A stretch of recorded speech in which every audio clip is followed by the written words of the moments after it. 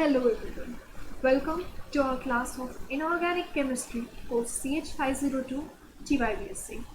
We will continue with the unit we had started, that is unit 4.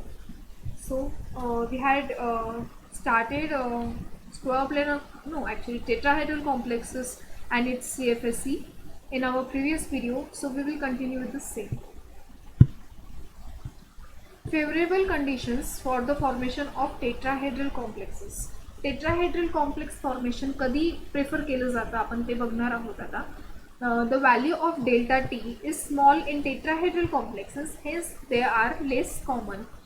G delta टीची value असते ती कमी असते टेट्राहेड्रल कॉम्प्लेक्समध्ये, त्यामुळे काय असतात हे लेस कॉमन आहे. ठीक आहे, tetrahedral complexes. The ligands are bulky and could cause crowding in octahedral complex.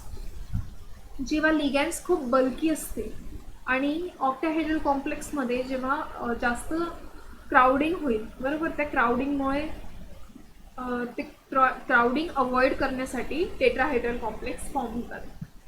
The ligands are weak and the loss in CFSE is less. जेव्हा लिगॅन्ड्स काय असतील, वीक असेल, ठीक आहे, जेव्हा लिगॅन्ड्स हे वीक असतात, वीकफिल्ड लिगॅन्ड्स असतील आणि CFSE मध्ये जो लॉस असेल ते कमी असेल, त्यावेळी काय म्हणजे सपोज ClBrI असे वीकफिल्ड लिगॅन्ड्स ज्यावेळी असतील त्यावेळी टेट्राहेड्रल कॉम्प्लेक्स फेवर केले जातात. The central metal has D0, D5 or D10 configuration and there is no CFSE. The tetrahedral complex is favored for the D0, D5 and D10 complex metal ions because त्यावेळी काय असतं ना, जे CFSE काय असतं, 0 असतं. That's why tetrahedral complex is favored.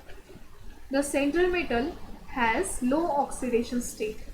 Central मेटलचं जर ऑक्सिडेशन स्टेट हा कमी असेल, लोअर असेल, त्यावेळी पण टेट्राहेड्रल कॉम्प्लेक्स हे फेवर केले जातात.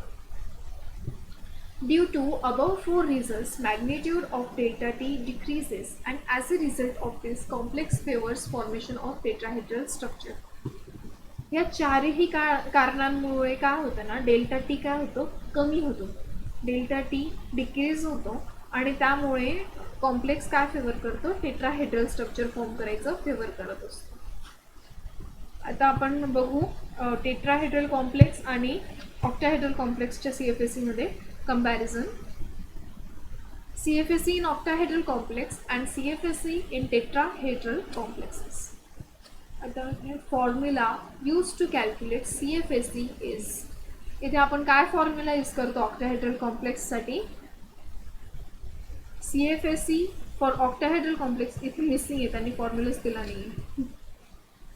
CFSE for octahedral complex is equal to -0.6 NT2G delta O plus 0.4 NEG delta O plus XP. ठीक आहे, हा कसला फॉर्म्युला आहे, ऑक्टाहेड्रल कॉम्प्लेक्ससाठी. आणि टेट्राहेड्रल कॉम्प्लेक्ससाठी फॉर्म्युला काय आहे, -0.6 NE delta T plus 0.4 NT2 delta T plus XP. दोघं फॉर्म्युलाजमध्ये डिफरन्स काय आहे लक्षात येतं असेल तुमच्या. ऑक्टाहेड्रलच्या फॉर्म्युलामध्ये ह्या ईच्या जागी काय आहे, T2G आहे आणि इथे T2च्या जागी काय आहे, E आहे. बस हाच फरक आहे, बाकी सगळं सेम आहे. आणि इथे डेल्टा टीच्या जागी डेल्टा O. ठीक आहे. CFSE is large. दोघांचं जर आपण कंपॅरिझन केलं ऑक्टाहेड्रल कॉम्प्लेक्सच्या CFSEचं आणि टेट्राहेड्रल कॉम्प्लेक्सच्या CFSEचं, तर ऑक्टाहेड्रल कॉम्प्लेक्सची जी CFSE असेल ती कशी असेल, जास्त असेल. Delta O is equal to 9/4 delta T. Delta O is equal to 9/4 delta T आणि delta T is equal to 4/9 delta O. The pairing energy in octahedral complexes is less than delta O, that is T is less than delta O. Octahedral कॉम्प्लेक्समध्ये जी pairing energy असते ती कमी असते delta O पेक्षा. म्हणजे crystal field stabilisation, crystal field स्प्लिटिंगपेक्षा जी पेअरिंग एनर्जी असते ती कशी असते, कमी असते. आणि त्याच्या विरुद्ध अगदी जी पेअरिंग एनर्जी असते टेट्राहेड्रल कॉम्प्लेक्समध्ये ती कशी असते, जास्त असते डेल्टा टी पेक्षा. स्प्लिटिंग एनर्जीपेक्षा जी पेअरिंग एनर्जी असते ती जास्त असते टेट्राहेड्रल कॉम्प्लेक्समध्ये.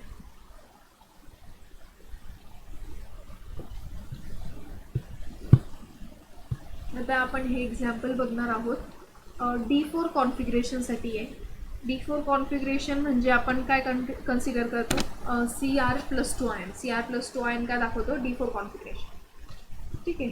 आता D4 मग आपण काय घेतलंय, आता इथे स्ट्रॉंग फील्ड लिगॅंड घेतला काय आणि वीक फील्ड लिगॅंड घेतला काय, इथे इलेक्ट्रॉन्सची पेअरिंग होत नाही, त्यामुळे आपण ते तसं काहीच डिफरन्स इथे येणार नाही. आता इथे काय आहे, हे 5 डी ऑर्बिटल आहे, हे काय आहे, डिजेनरेट आहे, म्हणजे 5ही काय आहे, इक्वल लेवलला आहे. जेव्हा लिगॅंड अप्रोच करतात त्यावेळी काय होतात, हे स्प्लिट होतात. 2 इलेक्ट्रॉन्स आधी ई मध्ये, त्यानंतर 2 गेले T2 मध्ये.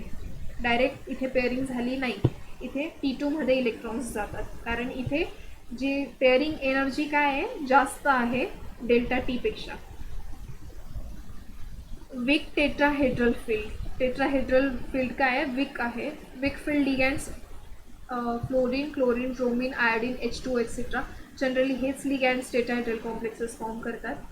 हाय स्पिन कॉम्प्लेक्स किंवा स्पिन फ्री कॉम्प्लेक्सेस आपण यांना असं म्हणतो, कारण सगळे इलेक्ट्रॉन्स ऑलमोस्ट अनपेअर्ड असतात. इथे पेअरिंग एनर्जी काय असते, जास्त असते स्प्लिटिंग एनर्जीपेक्षा. डेल्टा टीपेक्षा पेअरिंग एनर्जी काय आहे, जास्त आहे. Number of unpaired electrons n is equal to काय आहे, 1 2 3 4. चारही इलेक्ट्रॉन्स कसे आहेत, अनपेअर्ड आहेत, त्यामुळे unpaired electrons is equal to 4. Magnetic moment mu is equal to 4.90 Bohr मॅग्नेटॉन.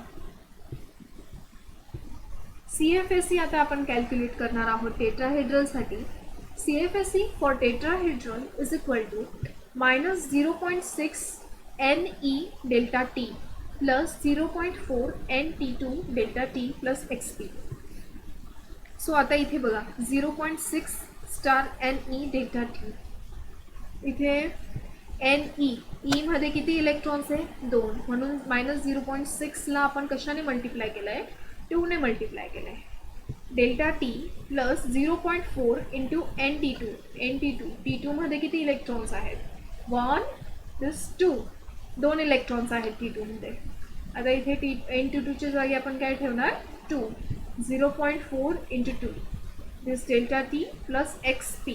आता इथे पेअरिंग तर आहेच नाही, त्यामुळे इथे XP काय आहे, 0 आहे. -0.6 इंटू 2 किती झाले, -1.2 राईट, प्लस 0.4 इंटू 2 0.8, -1.2 प्लस 0.8, 1.2 मधून 0.8 गेले, किती राहिले, 0.4 आणि मायनस साइन 1.2ची. दॅट्स वाय -0.4 डेल्टा टी और -4 DQ. DQच्या टर्म्समध्ये जेव्हा लिहायचं असेल तेव्हा आपण याला काय करतो, 10 ने मल्टिप्लाय करतो. That's why -4 DQ. CFSE in terms of delta O as, delta ओच्या टर्म्समध्ये जर आपल्याला टेट्राहेड्रल मॉलिक्यूलची कॉम्प्लेक्सची CFSE लिहायची असेल तर कसं लिहू, delta T is equal to 4/9 delta O और delta T is equal to 0.45 delta O. आता okay, 4/9 delta O is equal to 4/9 delta ओचा आपण आता delta O my into,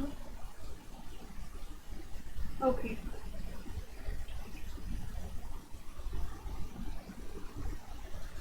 actually आपण इथे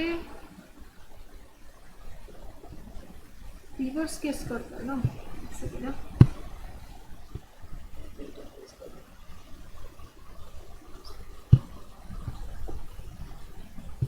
ओके. हां, 4/9 डेल्टा ओ, 4/9 डेल्टा ओ. मग आपण इथे काय आलेलं आहे आपलं, -4 ना, मग इथे पुट करणार, -0.4 पुट केला आणि मग आपल्याला कॅल्क्युलेट करून काय मिळालं आहे, -0.18 डेल्टा ओ. ठीक आहे. सो ओव्हरऑल आपल्याला हा फॉर्म्युला मिळाला, ही व्हॅल्यू मिळाली आहे. डेल्टा ओच्या टर्म्समध्ये जर आपल्याला CFSE हवी असेल टेट्राहेड्रलची, त्यावेळी आपण हा फॉर्म्युला यूज करायचा, delta T is equal to 4/9 delta O. बऱ्याच वेळी हे विचारलं जातं in terms of delta O.